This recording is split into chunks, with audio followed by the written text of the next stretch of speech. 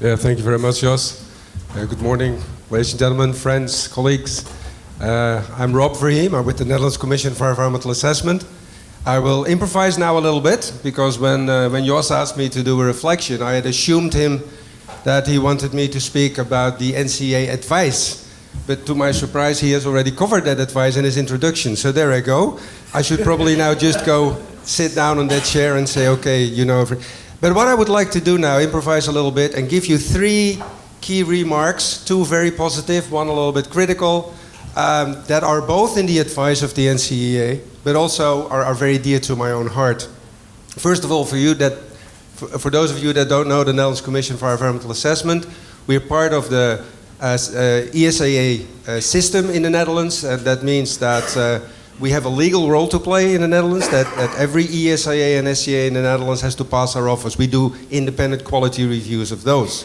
So when Paul made his first digital impact assessment, it was only natural that he would send it to us and say, okay, how would you review something like this? Would you be enthusiastic?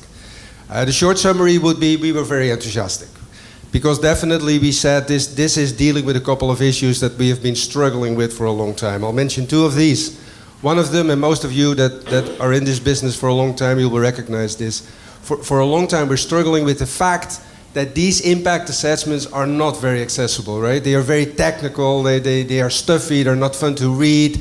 There is so much information, it's all over the place, it is in the main text, in the annexes. So we all talk about stakeholder participation and the need to engage in dialogue with citizens, but if they can't read that stuff, or they are tired and it's too stuffy for them to start reading, how can we interact, right? Because we are competing. I mean, people are reading stuff like all the day, right? They see it on the television, on their smartphones, they read books, whatever. So if you choose between an ESAA on the one hand and an interesting novel on the other hand, what is it that you're going to do? But this way, you can, of course, increase the accessibility. You can make it clearer to understand using the different layers. You can, for example, type in your address where you live, and then the digital impact assessment will give you only the information that is relevant to you. Plenty of opportunities in terms of accessibility. Also internationally, I am leading the international programs of the NCEA. We're doing that for 25 years now. So we work with low-income countries trying to strengthen their ESEA and SCA practice. And of course, many of the stakeholders that we work with, some of them are illiterate, or they are used to different ways of exchanging information, like narratives or visually.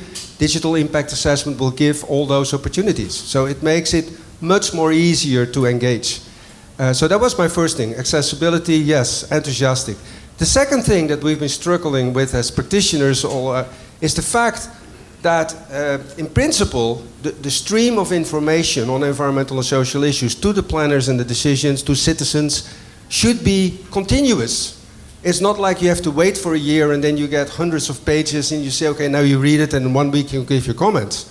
That's old school. So this digital impact assessment, if you would make an impact assessment in the form of a website, it would mean that you can place information on that website like continuously, and people can read it continuously.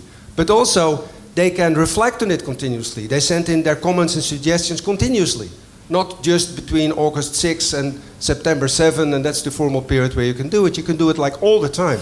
And we have actually recommended to Paul, we said, why don't you build your digital impact assessment into an interactive platform for participation, so that the interaction actually takes place within the digital impact assessment. It has all those opportunities. Now, one critical reflection, and then I'm done, which is, you know, we have a tendency, if things start looking too good, we will sort of assume that it's probably true, right? All these nice visualizations, oh, that's not too bad. Yeah, they can do that.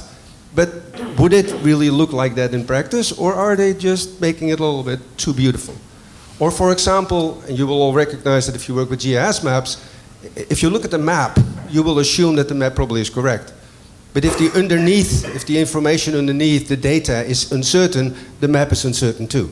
So how do you deal with uncertainties in all of this? How do you show a visualization and at the same time tell people, well, be careful here, because this is what we think it will be, or we polished it up a little bit. So that's a little bit critical. How do we deal with that, right? Having said that, overall, both NCEA as an institution and myself, we're extremely enthusiastic about this. we're endorsing it, but we will try to be critical. And I think independent quality review will be even more important if impact assessments start looking like this.